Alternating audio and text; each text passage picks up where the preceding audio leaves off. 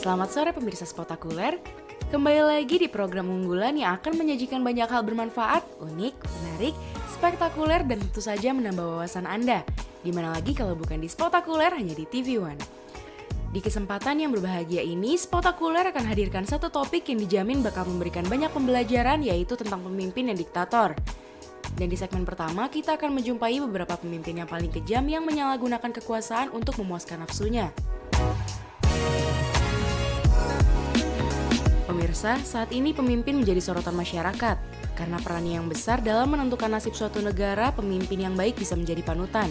Tapi pemimpin yang buruk akan mendatangkan keburukan pula.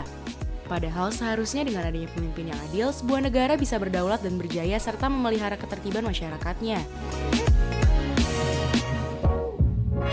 Semua orang bisa menjadi pemimpin, namun tidak semua orang mampu menjadi pemimpin yang adil.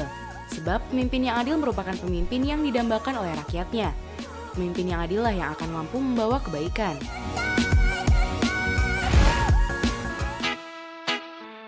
Adolf Hitler dilahirkan tahun 1889 di Braun, Austria. Masa remajanya dia merupakan seorang seniman gagal dan cenderung menjadi seorang jurnalis Jerman yang fanatik. Di masa Perang Dunia ke-1, dia masuk angkatan bersenjata Jerman. Terluka dan mendapatkan 2 medali untuk keberaniannya. Di tahun 1919, tatkala umurnya menginjak 30 tahun, dia bergabung dengan partai kecil berhaluan kanan di Munich. Segera partai itu mengubah namanya menjadi Partai Buruh Nasionalis Jerman atau Nazi. Dalam tempo 2 tahun, dia menanjak jadi pemimpin tanpa saingan yang dalam bahasa Jerman disebut Führer. Di bawah kepemimpinan Hitler, partai Nazi menjadi kekuatan yang ditakuti dan di bulan November 1923 Hitler ditangkap. Ia dituduh sebagai pengkhianat dan terbukti bersalah. Tetapi dia dikeluarkan dari penjara setelah mendekam kurang dari 1 tahun. Di bulan Januari 1933, tatkala umurnya 44 tahun, Hitler menjadi kanselir Jerman. Selama masa kuasanya, Hitler terlibat dalam tindakan pembunuhan massal yang tak ada tandingannya dalam sejarah. Dia seorang rasialis yang fanatik dan sangat membenci orang-orang Yahudi. Secara terbuka, dia mengumumkan bahwa ia membunuh tiap orang Yahudi di dunia. Dia membangun kamp-kamp pengasingan besar yang dilengkapi dengan kamar gas. Di tiap daerah yang menjadi kekuasaannya, orang-orang tak bersalah, lelaki dan perempuan serta anak-anak dijebloskan ke kamar gas. Dalam jangka waktu hanya beberapa tahun saja, sekitar 6 juta Yahudi dipulangkan ke alam baka. Tanggal 30 April 1945, setelah pertempuran jalanan yang sengit, Hitler dan Braun bunuh diri. Braun menggigit kapsul sianida dan Hitler menembak dirinya. Jasad mereka dibawa naik melalui pintu keluar darurat bunker di kebun belakang, kemudian ditempatkan di sebuah kawah bom lalu disiram bensin. Kedua jasad tersebut dibakar diiringi pengeboman oleh Angkatan Darat Merah.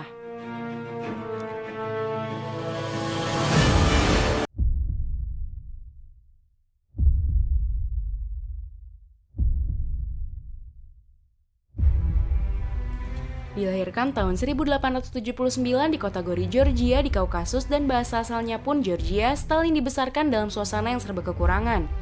Ayahnya tukang sol sepatu yang gemar mabuk dan suka main pukul.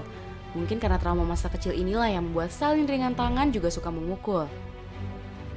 Selagi muda, Stalin belajar di sekolah gereja di kota Gori. Dan ketika remaja, ia masuk seminari teologi di Tiflis. Tetapi tahun 1899 dia ditendang keluar karena dituduh menyebar pikiran-pikiran subversif. Maka bergabunglah ia dengan gerakan Marxis bawah tanah. Dan di tahun 1903 tatkala ada perpecahan dalam tubuh partai, dia memihak kelompok Bolshevik. Hingga tahun 1917 dia merupakan anggota partai yang gigih dan giat, ditahan tak kurang 6 kali. Tetapi umumnya hukuman yang menimpanya tidak berat. Ketika berkuasa, di bulan Agustus 1939 dia menjalin kesempatan dengan Hitler untuk tidak saling menyerang.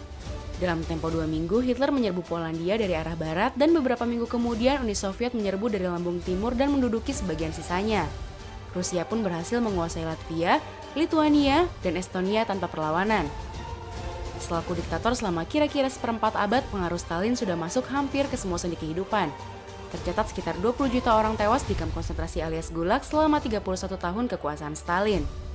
Stalin berkuasa sampai saat kematiannya pada usia 74 tahun. Kematiannya diduga kuat karena diracuni oleh komplotan pimpinan Alfred di Beria.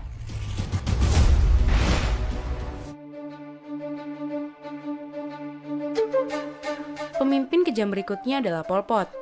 Pol Pot dilahirkan pada tanggal 19 Mei 1925 di Provinsi Kapung Thum, Kamboja atau tepatnya di sebelah utara Phnom Penh. Ayah Pol Pot adalah seorang petani kaya yang masih memiliki hubungan dengan kerajaan Kamboja. Sejak remaja, ketertarikan Pol Pot terhadap ajaran komunis dan Marxis sudah terlihat. Pasalnya, ia justru terkenal karena tulisannya tentang Marxisme dan sosialisme revolusioner. Pol Pot mendapatkan sambutan yang baik ketika ia berkunjung ke Cina. Ia mulai mendapatkan pengaruh dari ajaran Mao Zedong, lalu memutuskan untuk melepaskan diri dari Ikatan Komunis Vietnam. Ia pun kembali mengganti nama partainya yang kemudian lebih dikenal sebagai Khmer Merah. Pol Pot mendeklarasikan Tahun No sebagai sebuah program kerja yang kejam. Ia dan pasukannya bermaksud memurnikan keadaan sosial Kamboja dari kapitalisme, budaya barat, agama, dan semua pengaruh asing. Program ini bermaksud mendirikan negara agrarian Maois yang mencukupi kebutuhan negerinya sendiri. Dalam program Tahun Nol ini tidak ada lawan yang diberi toleransi. Semua orang asing diusir, kantor-kantor ditutup, peredaran uang dihapuskan, pasar, sekolah, surat kabar, praktisi agama, dan juga kepemilikan pribadi pun dilarang.